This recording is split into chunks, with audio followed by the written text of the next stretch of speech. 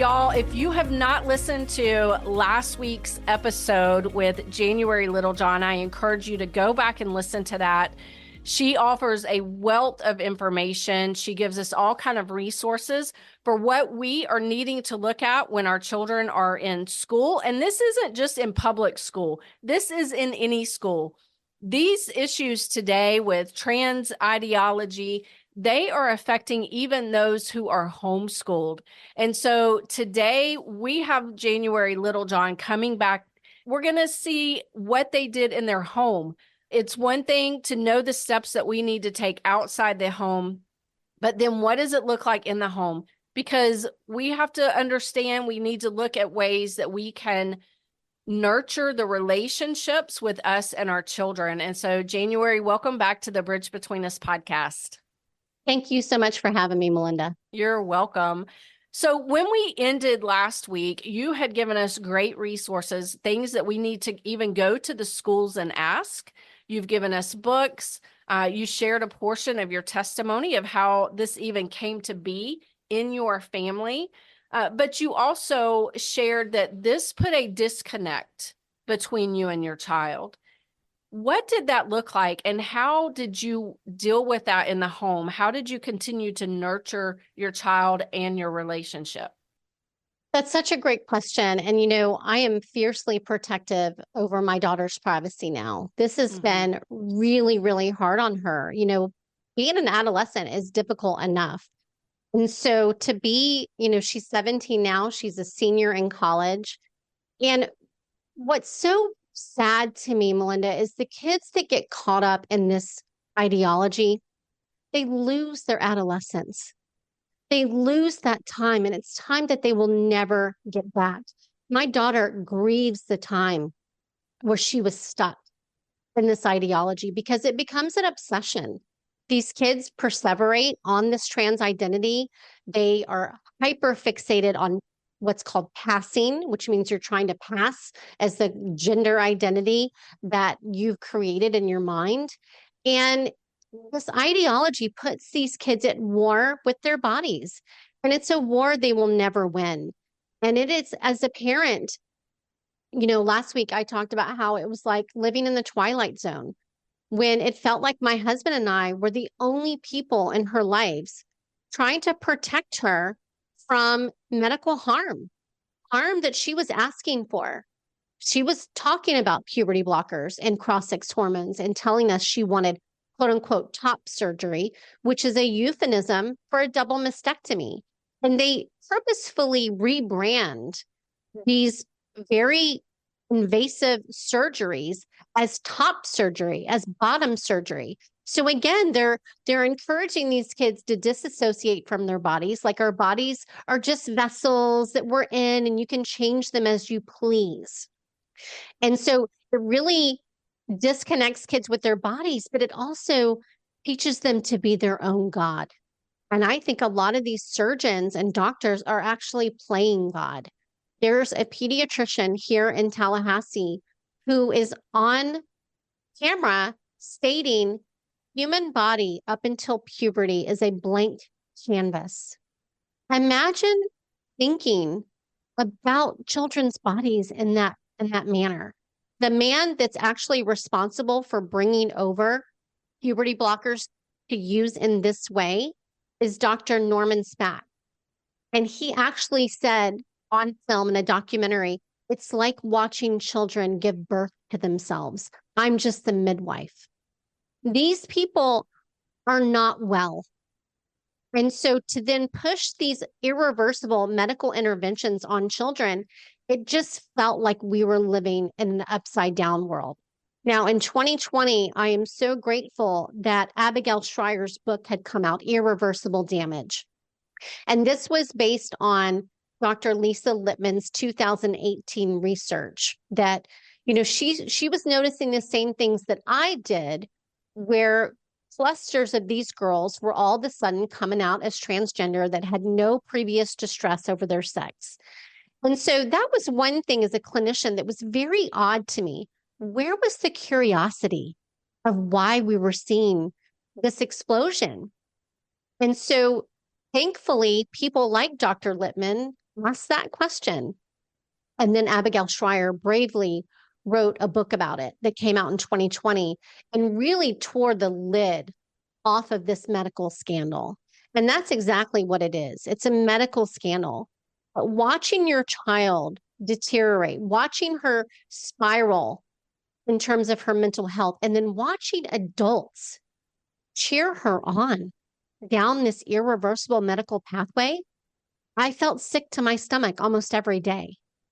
There were days that I cried myself to sleep, cried in the shower, cried on the walks that I would take because I could not believe this was happening. It was too horrific to believe that this was happening. And as a clinician and as a mom, I couldn't not warn parents about this. So not only were we trying to navigate this with our own daughter, but we were trying to sound the alarm bell so no other family went through this. And it was heartbreaking. It was heartbreaking to watch her suffer in that way, and then surreal to watch other people cheer her on. But what people have to understand is when parents are experiencing this, there's also a lot of shame that they are feeling. They don't know who to trust. They don't know who to turn to. And unfortunately, my profession has been infiltrated with this ideology. A lot of clinicians are being trained to only affirm these identities, to not do any kind of exploratory therapy to actually address the root distress that's causing the confusion.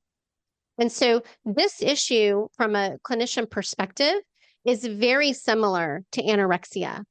A lot of the behaviors that I see these girls exhibiting parallels anorexia. And we would not affirm someone who has an eating disorder in their distorted view of their body. And we should not be affirming this lie that, number one, children are born in the wrong body, but also number two, that you can ever change your gender, that you can ever change your sex. That is a lie. And that is what a lot of, unfortunately, the detransitioners come to realize. They're chasing after something that can never actually occur. And they think, Laura, you brought up Laura Smaltz. She has said on record many times that I just kept thinking, okay, well, if I get the double mastectomy, then I'll feel more like a man. If I get the hysterectomy, that will make me a man. And she came to the realization, no matter what I do to my appearance, no matter how I dress, how I wear my hair, or even the chemicals that I put to poison my body, I will never be a man. And that kind of cognitive dissonance that these detransitioners have to go through in order to recognize not only that they were lied to by mental health professionals and doctors that took an oath to do no harm, but now they have irreversible damage to their bodies that they will need to live with for the rest of their lives. Damage that many doctors don't even know how to treat at this point, because this is all experimental. This is all unregulated experiments being done on human bodies, creating harm. And this also, and I don't think that we see this much in the media either, but you and I know this to be true as well. This also presents future health problems. The testosterone, the cross-sex hormones, the puberty blockers, they create problems that, this child is going to have to live with for the rest of their lives. And another thing that's happening, which you know as well as I do, insurance will help you transition, but then when it comes to detransitioning, they are nowhere around. That's exactly right. And a lot of these detransitioners, they feel abandoned by the medical people that took an oath to do no harm. And I heard recently from a detransitioner, her name is Clementine, who underwent a double mastectomy. She's now looking, I believe she was only 14 when they took this girl's healthy breast off. But she said it was easier to get insurance to cover a double mastectomy than it was to try to get them to cover the reconstruction. Think about that. You have a Prisha Mosley who was actively anorexic, She went to the plastic surgeon to get liposuction.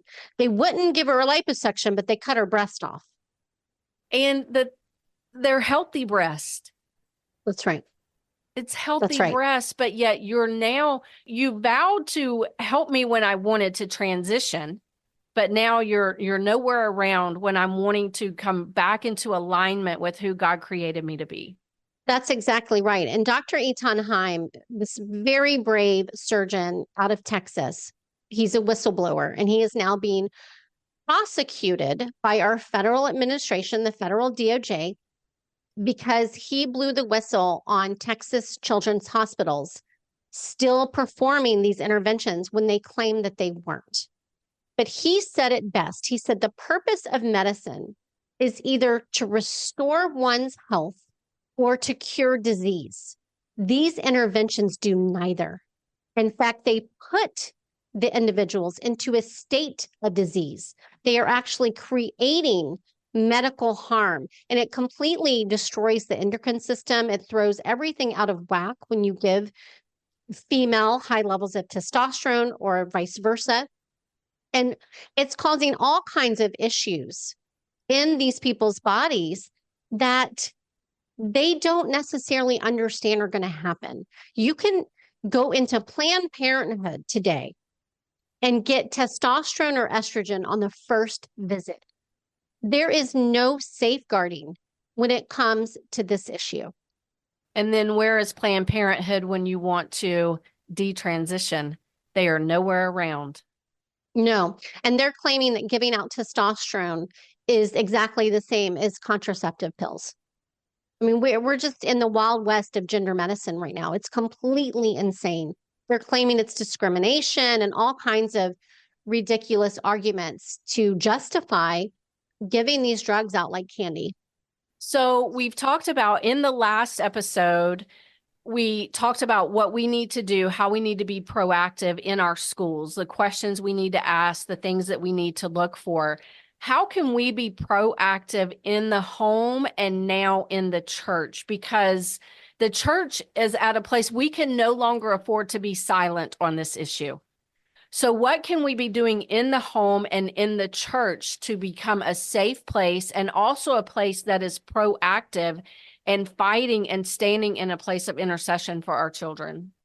That's such a great question. And we have got to be actively inoculating these children from the ideology. And what that looks like is you tell children the truth from a very young age in age appropriate ways. That God made you a boy or God made you a girl. And no matter what, that can never change. There are many books out there that I will send you so that you can link them to your audience that help children understand who God made them to be. But we also need to take it a step further, Melinda. We need to be blessing their sexual identity. Yes. Why are so many girls trying to escape womanhood? Well, look around. We live in a hypersexualized culture. We're allowing boys into female sports, boys into female spaces. Why would they want to be a woman under those circumstances? So we have got to stand up for our girls, protect single sex spaces, get biological boys out of girls' sports. And we need to be blessing their sexual identity and blessing womanhood, blessing girlhood, letting them know that puberty's hard. We all went through it. Being a woman is amazing. We are the only people that are charged with creating and carrying life. That is an incredible blessing to be a woman. And so we really have to raise our daughters and our sons, but especially our daughters, to recognize what a blessing it is to be a woman. I minister a lot to churches, and I know that you speak to churches as well. And so you have come alongside another pastor and some lawyers, and you've created a curriculum for churches. Would you share a bit about that for us? Absolutely. So we have written the Church Transgender Response Guide, and this is a comprehensive guide. It is almost 100 pages long in order to equip churches and parents with the information and education they need to respond to this movement, to respond to this attack on not just our families, but on our bodies. And so this guide is incredible. You can find it at childparentrights.org. And it gives parents information even on how to parent your child through this confusion. I wrote a short chapter in the appendix. It gives information on what do you do if CPS comes to your door, because unfortunately, we are seeing that happen more and more, where Child Protective Services is being called on parents who want to affirm their child in the reality of their sex as God created them, not in a false identity. And so pastors need to be informed on this issue. They need to know what the children in their congregation are being exposed to. But they also need to be willing to come alongside parents like me. They need to have books in their libraries so that when a parent comes to them and says, Pastor, my child is struggling with this and I don't know what to do, the church has got to be willing to step in and come alongside these families, because families can no longer trust that counselors are going to be able to help them. And one thing that I tell parents, you cannot outsource this issue. That's right. To someone else to fix. This is hard. It is going to be a long time, and you're going to have to stand in truth for your child, no matter how your child reacts, in a compassionate and loving way. And let me tell you, this was one of the hardest things my husband and I have ever had to endure, ever. I cannot imagine, because you're also going up against the authorities. You're going up against those who you assumed had your child's best interest at heart as well. Well, and I don't believe that the vast majority of teachers are on board with this ideology. But all it takes is one or two activist teachers or an activist guidance counselor to then infect the entire school system, because they are bullies about this. And it's the silent majority that unfortunately stays silent when they shouldn't. And so the other thing that I'll say about teachers versus now, versus when we grew up, they had boundaries. I couldn't have told you what my teacher's first name was. So this idea that we need to be able to have conversations about sex and gender and all of these other things, that is completely inappropriate and outside of their lane. We have got to get teachers back to teaching, but that also requires parents getting back to parenting. We have a parenting crisis in this country right now because we have lost our identity as parents and our own families. That's right. And so part of my call to action is, parents, you are not your child's friend. They only get one set of parents, and we have to be willing to toe the line, to set healthy boundaries for our children. And that's exactly what we did with our daughter. We had to remove her from any of the influencers that were affirming her in this false identity, including her school, completely cut contact from her friends. We got her involved in in-person activities, especially activities where you are serving other people, Melinda. This is a very selfish, narcissistic ideology. So we took our daughter on a mission trip to Nicaragua. And to this day, she said one of the biggest lessons she learned from that trip was she thought she knew what suffering was. She didn't. And unfortunately, these kids, not only are they being taught that that a child can be born wrong, but that they're being taught that they're oppressed, that they're in fact victims of a cisgender system. Cisgender is a made up word for people that identify as their sex. Well, that should be all of us. And anybody that's experiencing distress, we should have compassion for those suffering, but we should help them feel comfortable in their God-given bodies. We should not be telling them that in order to love yourself, you need to take poison in the form of cross-sex hormones and surgically mutilate your body. Well, I am so sorry that we have had to meet this way. And I am also so sorry that your family has walked through this, but I am so thankful that you have chosen to stand up and not take this silently, and not only be a voice for your daughter and for your family, but January, you are a voice for many, many parents, and you are teaching parents how to find their voice. And so I'm so thankful for you. Well, I am so grateful to be here with you, Melinda. And I just want to tell parents there is hope. And I know that this often feels like a very hopeless situation. But Laura Smaltz, you know, there were times when I wanted to give up. And I clung to words that she said in a documentary. It was actually a bonus feature of a documentary called In His Image. And she said, when you get tired of the lies, you don't turn to those who are willing to lie to you. You go to those who are willing to tell you the truth, even when you didn't want to hear it. And so, in the darkest times, I clung to those words because I knew this is a lie. And it's a lie that can really harm my beautiful, quirky, amazing daughter. And so, parents, fight for your children, fight for them. They are worth it. And this is a war that has been waged on our families and on our children.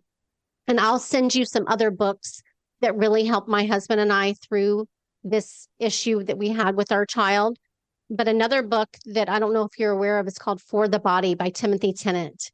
And this is a great book for churches to have like an 8-week small group on as well, because we've got to get church members educated on this issue just as much as pastors, because we are about to see a wave of detransitioners.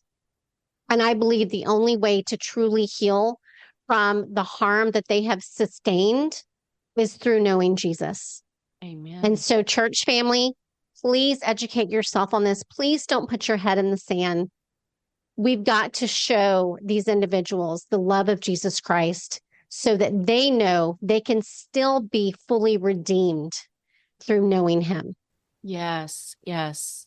So, January, as a mom on this journey, I have discovered that God has given me hidden gifts. There are treasures in the darkness that he has for us. And so this month, we're focusing on the gifts that God has given us in the difficult seasons. So as you think about that, what has God gifted you in this difficult season? Well, he gifted me my daughter back. I mean, that's really the miracle of all of this, is that I didn't know what the outcome was going to be, but the Lord gave me peace and understanding that I knew at the end of the day, when she became an adult and turned 18, that if she chose to go down this medical pathway, I knew that I had done everything that I could to save her. And so that is my miracle. Watching her on stage at church, playing worship music, watching her sing, watching the light come back to her eyes. That is the gift that the Lord gave me. What a joy to watch that. And he is faithful. And I want to offer hope to parents that if you're still waiting for that in your own life, don't give up hope. Don't give up hope. God is faithful. He's faithful to sustain us as parents. He's faithful to equip us. He's faithful to put a community around us. And he's faithful to accomplish the word that he has given to you over your children and your family. That's right. He is so faithful. And, you know, I'm so grateful to have attorneys that co-wrote this book, the Church Transgender Response Guide. And she's one of the strongest Christians I know. And I just want churches to know out there that we will come and train you. We offer training on this guide as well, that you don't have to go at this alone. And we will give you all of the information and education that you need to protect the children in your congregation. But please don't think that this is not going to impact your church community, because I can assure you it already is. Parents don't often share this because of the shame that they feel. And so please, we have to be brave. We have to be courageous, and we have to be loud about the truth. And if the kids are not hearing the truth about who God created them to be at church, where are they going to hear it? That's right. That's right. We have to begin using our voices, and where the world is speaking, I believe the church needs to be speaking louder. That's right. And we have the truth on our side. Yes. We have it. All we need now is courage. Amen. Amen. Well, thank you so much, January, for joining me on this conversation. I know that the parents, the listeners are going to be blessed, and this has truly been an equipping 2 weeks. So thank you for your time. And to all these fabulous listeners, my battle buddies, thank you for tuning in. You could have listened to anything else today, but you are showing up. So I want to tell you, you're brave. You're courageous. And just by showing up and listening, you are becoming more equipped every week. And you are doing the hard thing. And I want to remind you on this journey that God has entrusted your child to you. And as you engage with him, he will be faithful to equip you for each next step. Don't forget to check out the show notes. I'll talk to you next week, friends. Thanks for listening to this episode of the Bridge Between Us podcast with Melinda Patrick. To find out more, go to melindapatrick.org. Once you're there, you can check out the many resources that Melinda has available.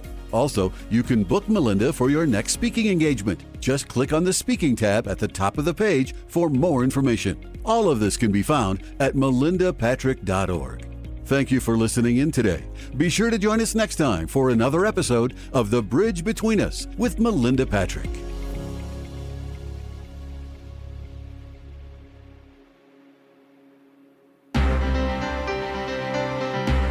In The Daring Rescue, a new book from Melinda Patrick, parents learn how to join Jesus Christ in his pursuit of your LGBTQ identifying child's heart.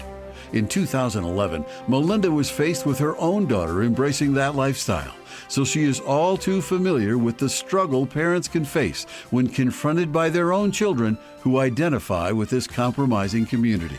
Through The Daring Rescue, parents will regain hope and will be encouraged to still love well while holding on to God's eternal truth.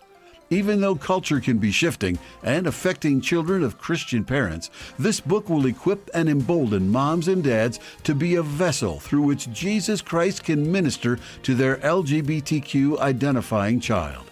The Daring Rescue is a must-read because we are in a war, and the lives of our children and future generations are at stake.